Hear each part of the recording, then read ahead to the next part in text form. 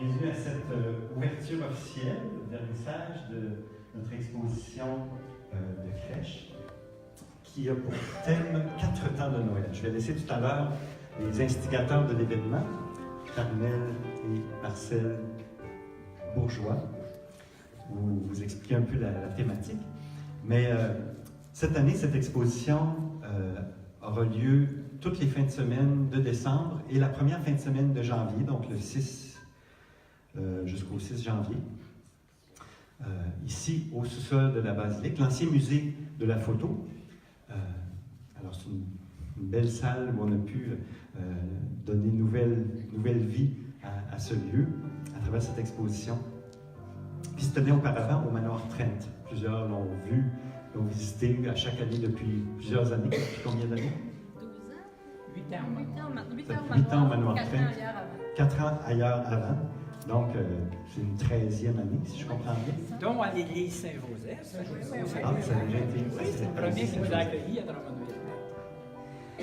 Alors, comme je disais, ça va être les samedis et les dimanches de 13h à 17h, avec entrée libre. Il n'y a pas de frais comme tel. Il y aura un petit panier probablement pour la contribution volontaire, ceux qui veulent encourager. Ça ira à la préservation du patrimoine de la basilique.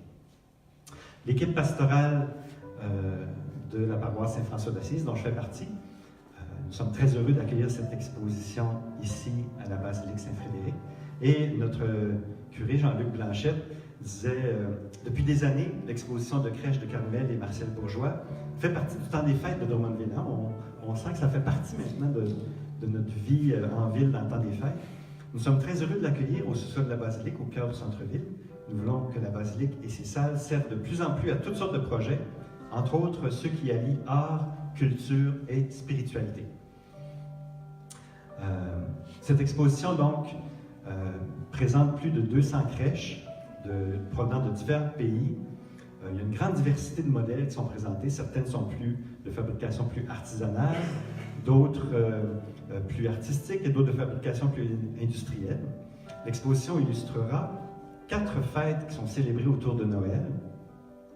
Et en plus, il y a une thématique que je vais vous laisser poursuivre avec ça, mais il y a des mets METS, là, des choses qu'on mange qui sont en lien avec certaines parties de l'exposition.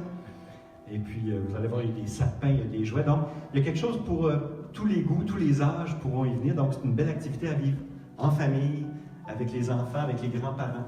Et il y a de l'animation qui se fait sur place par, justement, Marcel et Carmel, à qui je laisse la parole pour la suite. Bonjour. Alors, sur la thématique particulièrement, on s'est arrêté cette année sur les 4 dimensions de la fête de Noël, en fait. Si, pour les plus vieux, on se souviendra que nos grands-parents fêtaient, eux autres, le temps des fêtes, ça commençait fin novembre, début décembre, durant l'Avent, en fait, jusqu'à la Chandeleur, le 2 février. Alors, ça leur donnait beaucoup d'occasions de festoyer. Et donc, on va parler justement de l'Avent, la fête de l'Avent, tout le mois de l'Avent, en fait, qui nous prépare à la venue de Jésus. Ensuite, Noël même, qui est la nativité, l'arrivée de l'incarnation de Jésus sur terre. Ensuite, on va parler de l'Épiphanie. L'épiphanie où les rois, qui représentent en fait toutes les nations, sont venus confirmer Jésus dans son rôle fait de Messie, de roi et en fait de sauveur. Et ensuite, la Chandeleur que nous allons aussi présenter et avec lequel on fait un lien parce que la Chandeleur, c'est la fête de la lumière. Jésus, lumière du monde. Et donc, on a fait aussi un lien avec le retour de Jésus, lumière du monde, parce qu'il va revenir. Alors, voyez-vous, je vous annonce une grande nouvelle, ça vient. Mais c'est ça, on l'attend. Alors, donc, pour ce qui est des mets, au niveau de l'Avent, on s'est arrêté sur les petits biscuits au pain d'épices. Et si Dieu le veut, peut-être qu'il y aura des beignes aussi, mais enfin. Mais on ne les mange pas malheureusement. Je vous les présente, là, mais je ne ferai pas des biscuits et des beignes tout le mois de décembre, là, je vous le dis. Mais vous pourrez en voir des spécimens. Ensuite, pour la nuit de Noël, on a pensé à la bûche de Noël, qui est très aussi présente sur nos tables à Noël.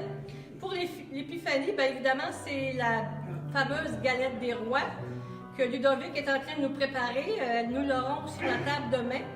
Et puis, pour ce qui est de la chandeleur, ben, ce sont les crêpes. Est-ce que vos grands-mères vous faisaient des crêpes à la chandeleur avec du sirop d'érable? Bon, en tout cas, il y en aura ici sur la table.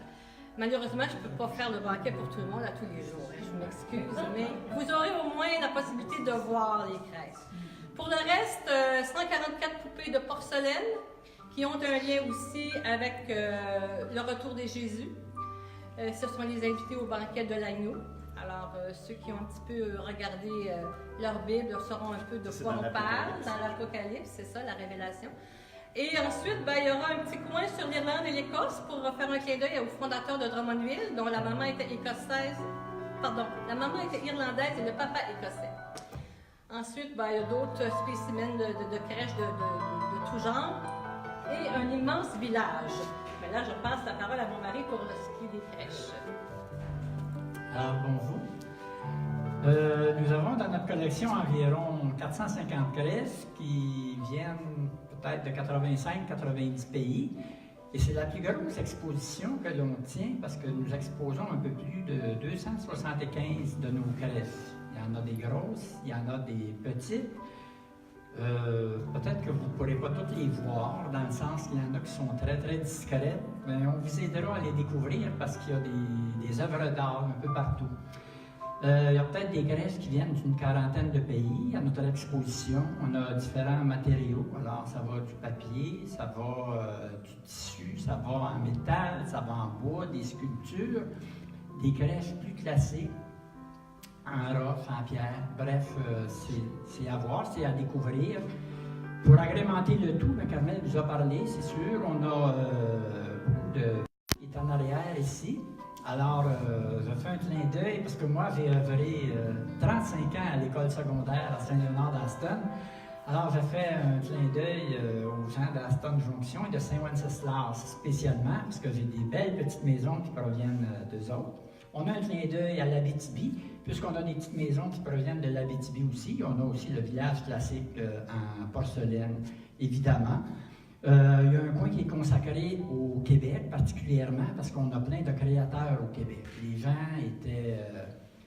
sont vraiment créateurs, puis ils faisaient des choses assez extraordinaires. Fait que vous pourrez découvrir des œuvres d'art à travers des crèches de Noël, autant au niveau des figurines qu'au niveau de la crèche comme telle. Bref, on vous invite, ça va nous faire plaisir de vous accueillir, puis vous aurez encore plus d'informations si ça vous tente. Mais vous n'êtes pas obligé de tout suivre et d'écouter.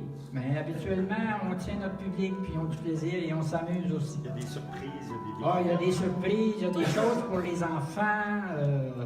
Il y a plein, si vous voulez prendre un thé, bien, vous verrez qu'il y a un sapin qui a la possibilité de... Parce qu'il y a plusieurs tasses de thé dans le sapin. Il y a toutes sortes de surprises. C'est Marcel qui sert le thé. Voilà.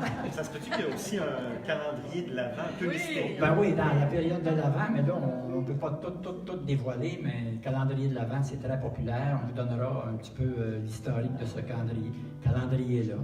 Et puis, on parle beaucoup du Père Noël, mais avant le Père Noël, il y a eu autre chose qui s'est passé. Ça fait qu'il est question de Saint-Nicolas. On parlera de la babouska en Russie, on parlera du premier mage qui a apporté des présents. Bref, il y a des petites figurines qui sont dans un goulot et qui vont vous aider à saisir comment on en est arrivé au Père Noël, qui est beaucoup plus commercial. Mais bref, il y a des choses intéressantes à découvrir. Ça fait que ça va nous faire plaisir de partager tout cela avec vous. Et puis, je fais un clin d'œil à ma paroisse natale, puisque j'ai l'église de Notre-Dame du Pont-Conseil qui est exposée, et la belle gare de Carmel. Si vous ne connaissez pas Carmel, vous ferez des recherches. Au moins, il y a une gare à mon. Il y a ma Carmel ici, mais il y avait un autre Carmel. Alors, c'est sûr que c'est une invitation à faire à vos familles, à vos enfants, à vos petits-enfants, à les encourager, parce que je pense qu'il y a un volet à la fois ludique et à la fois éducatif pour s'approprier ces traditions-là qui font partie de notre culture, de notre patrimoine comme Québécoises et Québécois. Et déjà en fin de semaine, la fin de semaine du 1er et 2 décembre, le groupe de catéchèses de la paroisse ici va venir samedi et dimanche en 2 groupes. Il y a à peu près 70 jeunes avec leurs parents, leurs grands-parents qui vont être là en fin de semaine. Donc déjà, il va y avoir beaucoup d'activités ce samedi, ce dimanche. Alors on espère que ça va se continuer à toutes les fins de semaine avec la venue de plusieurs familles. Si vous vous demandez pourquoi la tenue, Oui, on peut le dire. ben oui. Vous savez que la première crèche de Noël, on la doit à François d'Assise, Saint-François. Nous sommes dans la paroisse Saint-François d'Assise et François a vécu à l'époque médiévale. Alors de là, les costumes de l'époque médiévale. Et puis, ça fera partie des choses à découvrir, puis il y en aura d'autres comme ça. Est-ce qu'il y en a qui ont des questions